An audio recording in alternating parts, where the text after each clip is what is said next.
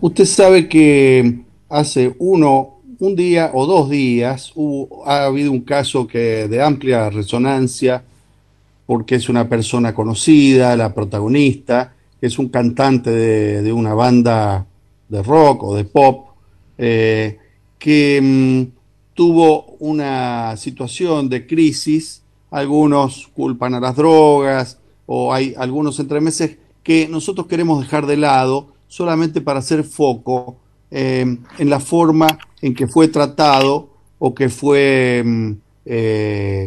manejada esa emergencia.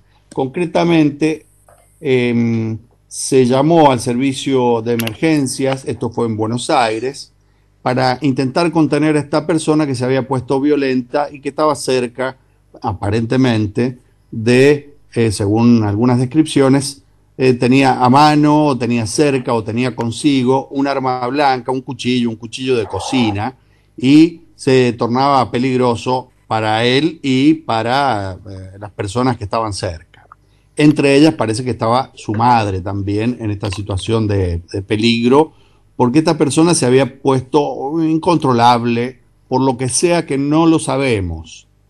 El asunto es que para intentar contener esta situación se llama a una patrulla policial y en lugar de contener, la cosa termina con un herido de bala, que es esta persona que se había puesto mal o que estaba en situación de crisis, y esto desata de una interrogante y una pregunta y críticas de cómo se deben manejar las situaciones de crisis por situaciones de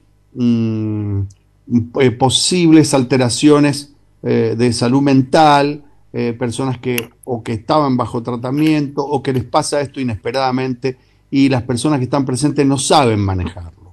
En general, ¿qué hacen?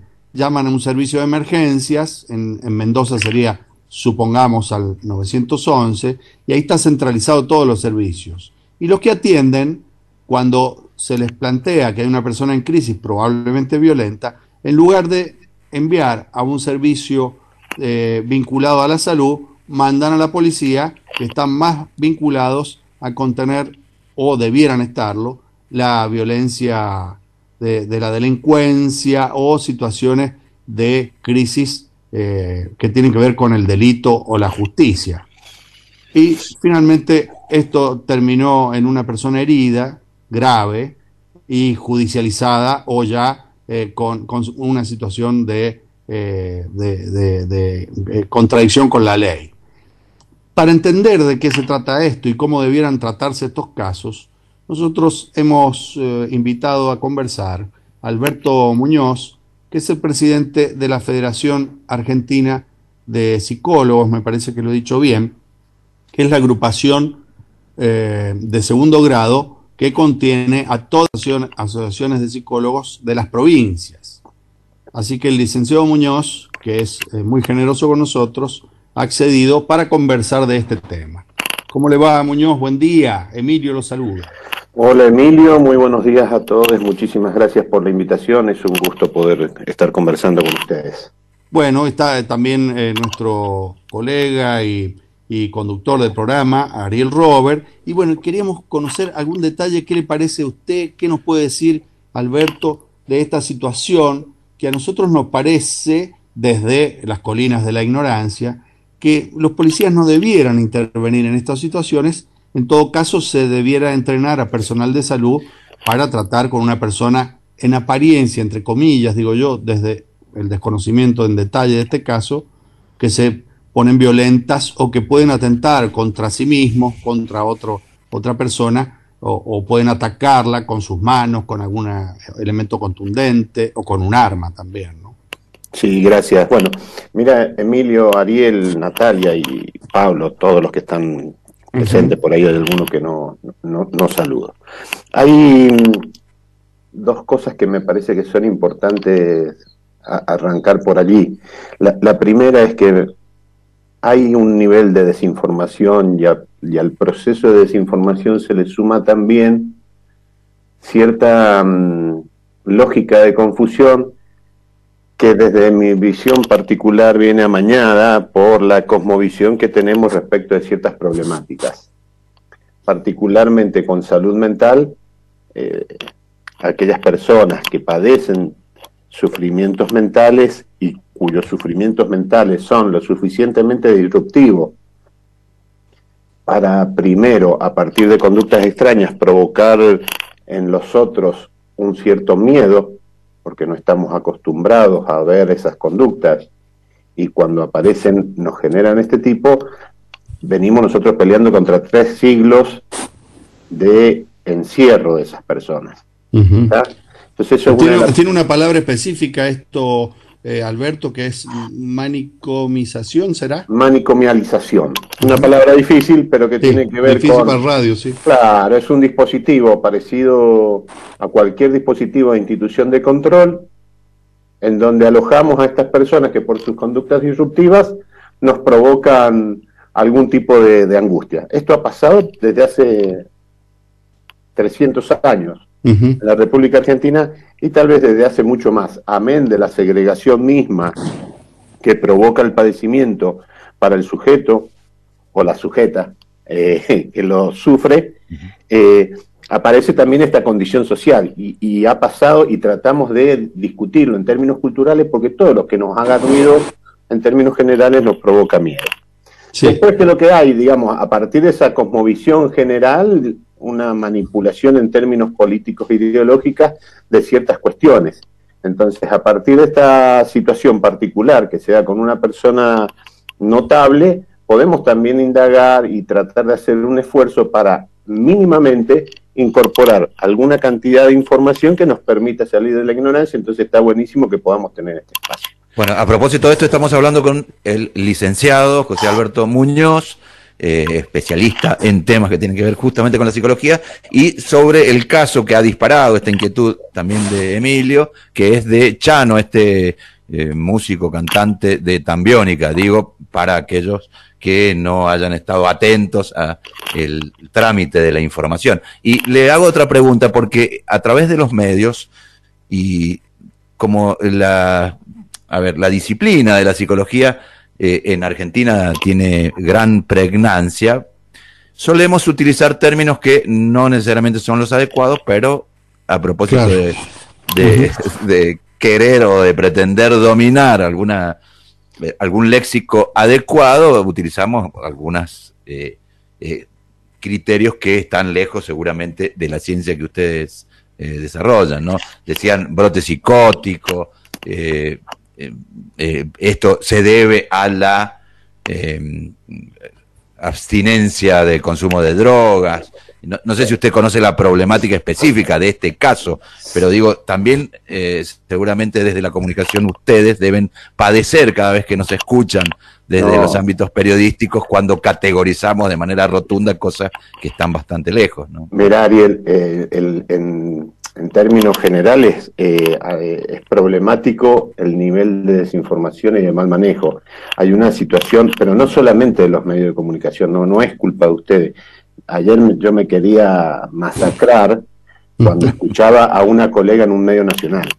Me quería masacrar porque el nivel de Bartoleo, sí, de Sarasa, como decía Fidel Pinto. Sí, disculpen que yo hablo por ahí en un término poco académico, pero el nivel de Bartoleo, de Sarasa, que le metían a una problemática es realmente atroz, pero es una situación que tenemos también muy actual, que es que andamos especialistas hablando de todas las cosas y dejamos de ser especialistas en cuanto hablamos de una cantidad de generalizaciones. A partir de la situación que nos trae hoy, de la situación caso esta que nos trae hoy, hacer mínimamente una separación mínima entre paja y trigo. El brote psicótico, cuando refieren que está dado por intoxicación de sustancias psicoactivas, no es brote psicótico, es una intoxicación de sustancias psicoactivas. En salud mental, muchas de las expresiones sintomáticas que tienen los sujetos que tienen padecimientos se ven en distintos cuadros, en distintas patologías. Entonces lo que se hacen son diagnósticos diferenciales para poder ver si corresponde a una patología o a otra.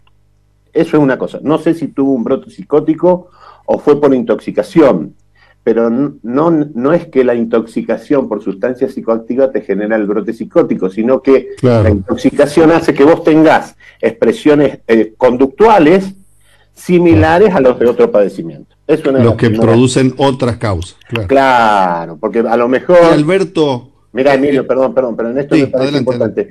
A lo mejor está atravesando por una meningitis, claro, que no tiene otra expresión más que estas conductas que nos parecen absolutamente desorganizadas, y pasa, como pasó en España el año pasado, que la ataron a una cama durante 48 horas y falleció producto de la meningitis, no tenía que ver con el parte... Claro. Me explico, entonces, siempre hay que hacer diagnósticos diferenciales. Los diagnósticos diferenciales se hacen interdisciplinariamente, no alcanza con que esté el psicólogo, no alcanza con que esté el psiquiatra, no alcanza con que esté la trabajadora social para dar una visión respecto de la situación de un sujeto en un momento determinado, sino que tienen que ser interdisciplinario. Y para tomar algo de lo que preguntaba Emilio, las fuerzas de seguridad no solamente pueden, deben estar entrenadas y tienen protocolos específicos para abordar las situaciones que nosotros desde el paradigma en derechos humanos ya no hablamos más de peligrosidad en salud mental, porque si el sujeto que tiene un padecimiento mental se le asocia esa noción de peligrosidad, ya entramos a trabajar en el marco de las cuestiones de seguridad, y nosotros trabajamos en el marco de la salud. Nosotros hablamos del riesgo cierto e inminente. Hay dos condiciones que son importantes. El riesgo cierto, yo por ejemplo les digo ahora, la verdad que estoy muy mal con mi vida, quiero hacerme daño. Bueno, eso se supone que es un riesgo cierto. Si ustedes a partir de la conversación me mantienen conversando, si a partir de la conversación pueden activar algún dispositivo, llaman a algún conocido mío, ese conocido viene, el riesgo ya deja de ser inminente. Claro, no me voy a desarrollar el daño porque tengo un proceso que me banca. Perfecto. Y yo decía, por supuesto, desde mi poca información, que la policía no debería haber intervenido, que a lo mejor un equipo especializado en el manejo de estas situaciones, lo que pasa es que no los tenemos a mano, o yo y mi tía Pochi, o cualquiera, frente a esta situación inesperada y sorpresiva, no sabemos a quién llamar. ¿Cómo podríamos hacer? ¿Cómo deberíamos actuar para no provocar más daño? Emilio, mira, nosotros tenemos desde el año 2013 a nivel nacional un protocolo por resolución del Ministerio de Seguridad de la Nación. ¿Sí? El protocolo, la resolución es 506 del 2013 del Ministerio de Seguridad, donde dice, esto es producto... Nosotros tuvimos un proceso político muy importante de desarrollo de ciertas condiciones tendientes a que, un paréntesis, yo hablo esto no solamente como Beto Muñoz, psicólogo y todas esas cuestiones, sino que lo hablo como potencial usuario de los servicios de salud mental. Claro. Yo no sé en qué momento...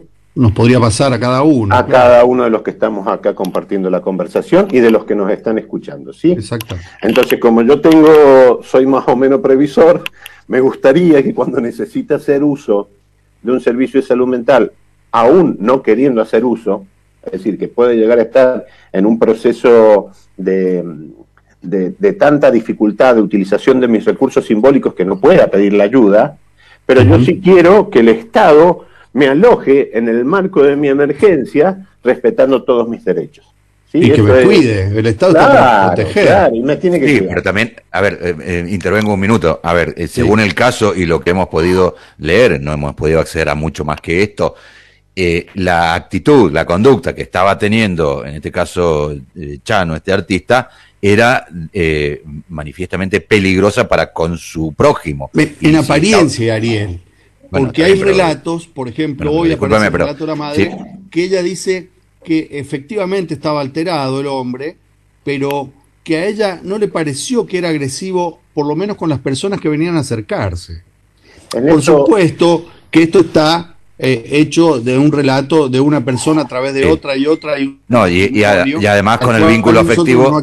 No, pero además con el vínculo afectivo que supuestamente lo que hace es morigerar, o al menos tal vez es su impresión. Pero si yo veo a alguien Está bien, pero claro. si yo veo a alguien con una actitud violenta y armado, la verdad que no voy a tener posibilidad de preguntar si es un brote psicótico, si está intoxicado, si tiene ganas de hacerme daño o si tiene alguna otra intención, ¿no? Tiene que ver también con la autoprotección, me parece Coincido, Ariel, en lo que decís vos, pero vos lo decís como Ariel Robert, periodista y conductor de un programa, no sos fuerza de seguridad, y las fuerzas de seguridad tampoco. Es una, claro, bueno, pero además entendamos que es una aberración que una fuerza de seguridad, la única forma que tenga de poder alojar una emergencia en salud mental sea con un tiro en el abdomen. No, es una locura eso. Esto, pero también, licenciado Beto Muñoz, ¿sabe lo que pasa? Que por ahí quizás nos ocupamos en estas emergencias de este tema y habría que ocuparse de manera permanente en cuál es el diagnóstico que tienen los hombres que ocupan la fuerza de seguridad, porque también comprendamos que más allá de los instructivos, una persona que le dispara a otra persona por algún mínimo temor tampoco debe estar muy sana, ¿no? En eso coincido plenamente, Ariel, digamos, esto es lo que nosotros tenemos que ver. Nosotros tenemos material, elementos, y se pueden desarrollar muchos más trabajos que tengan que ver con fuerza de seguridad y que tienen que ver hasta con fuerza de salud. Yo lo decía con muchísimo dolor. Yo escucho colegas míos y la verdad es que me apena el nivel de formación que tienen para con estas cosas y la imposibilidad que tienen de decir yo paso de hablar de tal cuestión porque no las conozco. Entonces, lo que terminan haciendo es generando un proceso muy complicado. Yo también quiero traer, este es un caso donde se da en este marco de condiciones particulares. Hay demasiados casos en donde las violaciones de derechos humanos de los sujetos que tienen padecimiento mental aún hoy se siguen registrando. Claro. En nuestra república, ¿sí? Sí, yo imaginaba otro caso, Alberto y Ariel, que en esta situación parece que al lugar donde fueron convocados, el lugar donde estaba esta persona con esta crisis, que desconocemos detalles, era un lugar que para nosotros sería un barrio como un barrio de clase media, como un lugar había cierta accesibilidad aparente a una economía familiar estable, a acceso a la educación, acceso, bueno, para decirlo concretamente, no era un palacio, pero no era una villa de emergencia, un lugar, un barrio de gente pobre, como dicen algunos, para no decir que están en la miseria o por debajo de la línea de la pobreza. Si esta situación se plantea en estas condiciones con la policía cuando tiene que contener, imagínense lo que hacen de noche en los barrios donde entran, donde hay pibes que ellos suponen que están agresivos por haber consumido alguna sustancia, por estar borrachos, y cómo entra a tallar la seguridad en esos espacios. Me parece que la situación la conocemos, es mucho más grave y mucho más violenta lo que se genera en esos lugares. Sí, probablemente entonces, no la conocemos porque ayer escuchando al ministro de Seguridad de la provincia de Buenos Aires, decía que en realidad había salido a la luz este caso porque era chano y era un famoso, pero que esto ocurre frecuentemente, por lo cual es mucho más preocupante, ¿no? Claro, claro. Bueno, lo dice ese hombre que está a cargo de la seguridad en Buenos Aires, que ya sabemos cómo es la policía bonaerense, y que él es un profesional de la salud, es un médico, aunque tenga aspiraciones militares, pero es médico el hombre. Bueno, todas estas situaciones que a nosotros realmente nos complican pensarla, Alberto. Sí, pero además de complicarnos, ya el solo hecho de pensar va habilitando posibilidades. Recordemos que lo que estamos pensando nosotros tiene que ver con el derecho de aquel otro que, insisto con esto, está en condiciones, por las circunstancias que fuesen, por la intoxicación o por un padecimiento mental severo, que no está en condiciones de poder reclamar por sus derechos. Claro. ¿Sí? Tiene anulada su voluntad prácticamente. Claro, tienen problema de voluntad, tienen menos recursos simbólicos, pueden llegar a tener desorientación o no. Digamos, hay una cantidad de situaciones que hacen que ese sujeto sea tremendamente vulnerable. Nosotros tenemos en salud mental distintos, tenemos algunos padecimientos que se dan mucho, que decimos nosotros en términos prevalentes, tienen mucho impacto, y tenemos otros que tienen menos prevalencia, pero que tienen un alto grado de discapacidad psicosocial. La psicosis, los trastornos bipolares, tienen menos prevalencia, pero mucho impacto en términos de discapacidad. ¿Cómo alojamos nosotros a estos ciudadanos? Es la pregunta. Claro. Aprovecho, Beto Muñoz, de su idoneidad, experiencia, conocimiento y experiencia. Nosotros solemos creer, considerar, digo nosotros, generalizo porque es un tema que hemos conversado, no lo digo de manera autorreferencial. Cuando una persona, por ejemplo, un asesinato que se cometió hace apenas unos días, que una persona degolló a otra sin que hubiese algún elemento, al menos que se pueda detectar previamente como una reacción, sino más bien una conducta, una actitud. Siempre decimos, está loco porque entendemos que está fuera de los cabales alguien que le propina la muerte a otro de una manera semejante violente. Daño, claro. ¿Eso está visto como un acontecimiento de carácter patológico psíquico o tiene que ver con otras circunstancias? Ariel, mira, la verdad que es un temazo, has abierto un portón para que hablemos. Sí. Y en esto te voy a traer, yo no quiero sacarme de encima del sayo que me coloquen. Uno es un conocedor y en función del algo del conocimiento que tiene y del desarrollo gremial y profesional que uno realiza puede tener algún proceso más de información. No soy ningún especialista. Sí, traer una temática, digamos, como la de ustedes para poder conversar está buenísimo. Es la misma discusión que se daba, Ariel, por ejemplo, con el tema de violencia de género. ¿Sí? Sí. ¿Qué eran esos varones? ¿Que se volvían loquitos? No, y en realidad es un proceso de construcción cultural. Lo que pasa es que hay paradigmas para entender todo, hay una visión, digamos. Y en salud mental, nuestro paradigma es que la salud mental es un proceso que está construido por aspectos biológicos, psicológicos y también sociales. La sociedad tiene que hacer, la sociedad cuando se organiza, cuando se arman las comunidades, cuando se ordenan, ayudan a aliviar tensiones personales. Y nosotros tenemos una sociedad que en términos generales está dando la espalda hacia procesos solidarios y colectivos. Las sociedades no ayudan a aliviar tensiones en nuestra actualidad. Entonces, cuando uno ve eso, que dice se volvió loco, o qué locura, la expresión es qué locura, porque además le depositamos a esta cuestión del término loco una consideración de peligrosidad, peyorativa, moral. Claro. Y la verdad que en casi todos los casos estos así rimbombantes suele darse por personas sanas en términos de salud mental. ¿Está claro? Sí. Personas sanas. Porque también, si no, también hay otra discusión, perdóname, Emilio. Sí, adelante. Que tiene que ver con una cuestión que tratamos de investigar algunos y que tiene que ver con la inimputabilidad y el proceso de salud mental. ¿Sí? Que yo tenga un diagnóstico. Por ejemplo, ustedes pueden estar hablando conmigo y no me preguntaron ustedes qué diagnóstico tengo, si es que tuve alguna vez un diagnóstico respecto de salud mental. Pero yo puedo tener un diagnóstico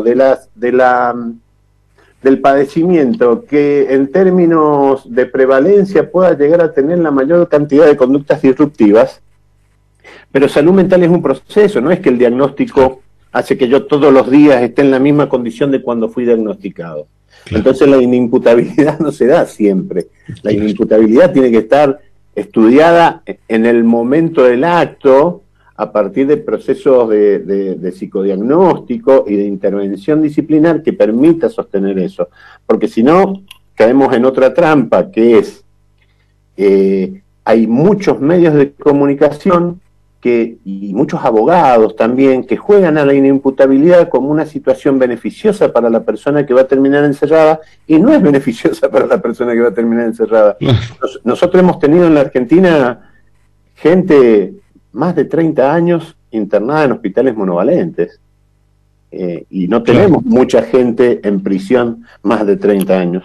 Claro, efectivamente. Alberto, nos tenemos que ir, porque usted sabe esto, las noticias y todo lo que está previsto a pesar nuestro.